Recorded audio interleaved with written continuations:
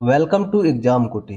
तो आज का जो हमारा टॉपिक ऑफ डिस्कशन है वो है no more delays. Supreme court warns governors on pending bills.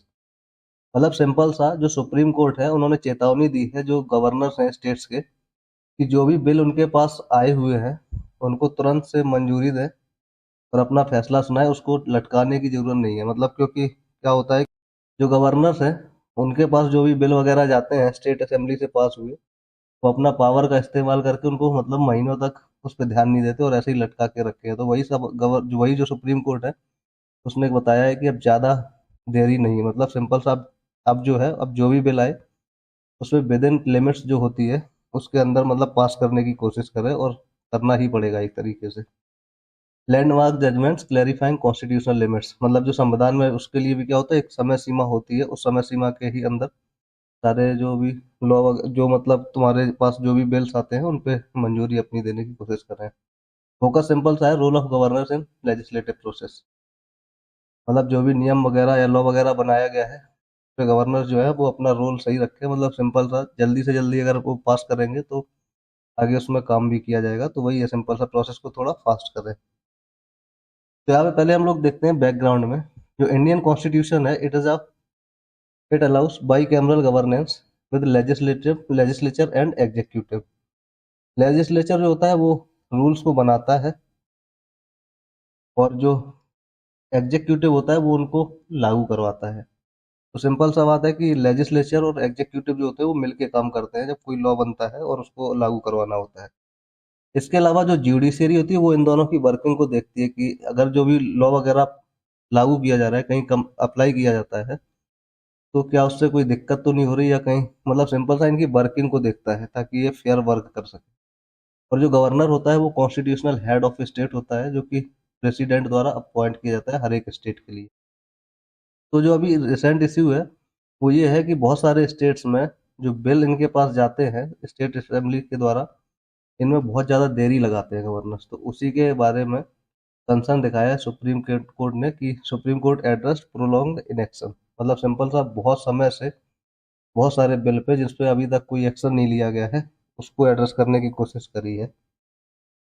तो कोर इशू सिंपल सा समझ में आ गया क्या है कि governor delaying assent to bills passed by the state assemblies. मतलब जो गवर्नर हैं वो क्या कर रहे हैं, समय से काम करने की कोशिश नहीं कर रहे, समय से बिल जो है उनको मंजूरी देने की कोशिश नहीं कर रहे हैं, पास करने की कोशिश नहीं कर रहे, या दिलचस्पी नहीं दिखाते हैं। Some bills kept pending for months और ईयर। मतलब बहुत सारे तो ऐसे बिल्स हैं उनके पास कि जो महीनों और सालों से पेंडिंग पड़े हैं। तो इससे क्वेश्चन क्या उठता है कि इज दिस कॉन्स्टिट्यूशनल, क्या ये संवैधानिक है? मतलब जो इनका रवैया है, क्योंकि जो कॉन्स्टिट्यूशन में होती है वो एक पर्टिकुलर लिमिट होती है कि उस समय के अंदर बिल को क्या हो जाना चाहिए, पास हो जाना चाहिए। अगर जैसे गवर्नर के पास जाता है बेसिक, और गवर्नर क्या जो प्रेसिडेंट होता है उनके पास भी जाते हैं दूसरे तरह के बिल, तो वो भी मतलब उनके अंदर भी एक समय सीमा होती है उनके पास भी, तो वैसे ही गवर्नर्स के पास भी होती है। तो क्या ये कॉन्स्टिट्यूशनल है कि जो महीनों और सालों तक कोई भी बिल को ये रोक के रखते हैं? Can a governor pocket veto a bill indefinitely? जो इनका पावर है इनके लिए, क्या इसका पावर करके ये ऐसे ही मतलब अनंत काल तक के लिए रोक के रख सकते हैं क्या? तो सुप्रीम कोर्ट का इस पे स्टैंड क्या है? बेंच ऑफ सुप्रीम कोर्ट जजेस डिलीवर्ड की ऑब्जर्वेशन, उन्होंने कुछ मतलब अपने सुझाव दिए हैं, ऑब्जर्वेशन है। जैसे governors can not withhold assent endlessly. मतलब सिंपल सा कोई भी बिल आता है उसको वो बहुत समय के लिए रोक के नहीं रख सकते हैं। Constitutional doesn't envisage indefinite delays.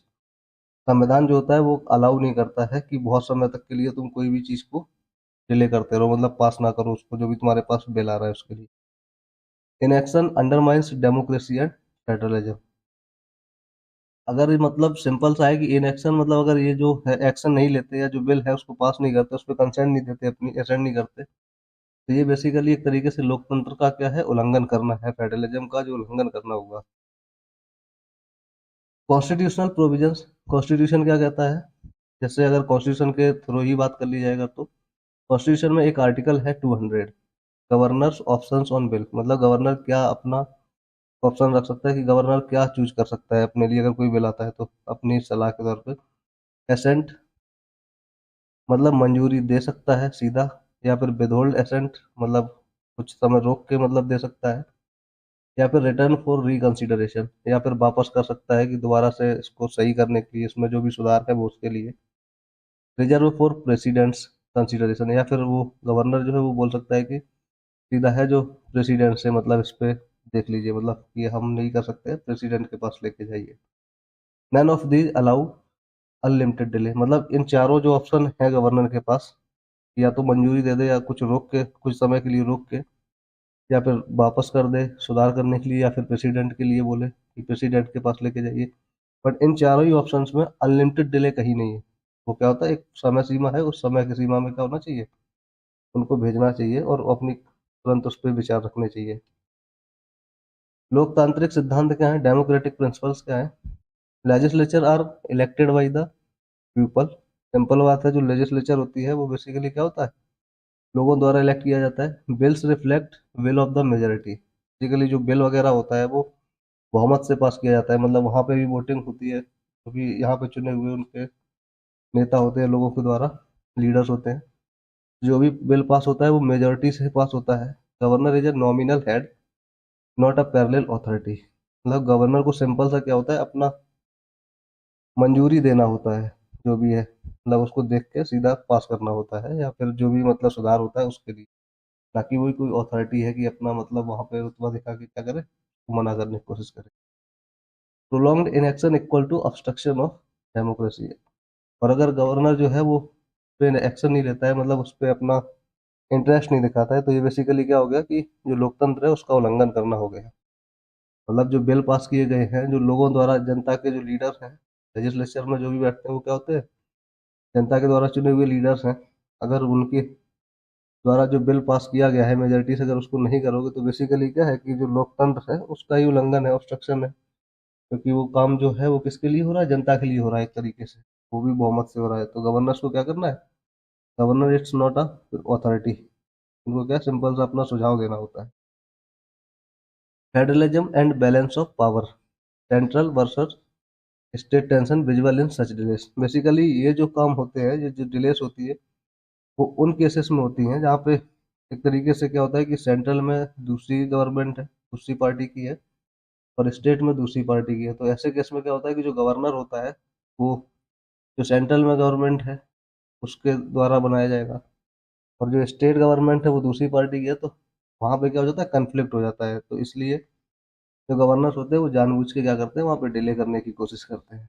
Governor is equal to link between union and state, जबकि गवर्नर क्या होता है एक तरीके से सेंट्रल गवर्नमेंट और जो स्टेट गवर्नमेंट है उसके बीच में लिंक करने का मतलब सिंपल सा है कि उन दोनों में संबंध स्थापित करता है ताकि स्मूथली वर्किंग हो जाए। लेकिन कभी कभी क्या होता है, यही गवर्नर जो होते हैं वो स्टेट में जो अपॉइंट करता है इनको सेंट्रल गवर्नमेंट, चमचागिरी के चक्कर में क्या होता है कि वो स्टेट गवर्नमेंट के तरफ, मतलब यार लोगों का भी भला नहीं सोचते, और वो अपना पॉलिटिकल राजनीतिक गेम देखते हैं, और उस चक्कर में लोगों का बुरा होता है, और वो बिल वगैरह लटका के रख देते हैं, वहाँ पर पास नहीं करते बहुत समय के लिए।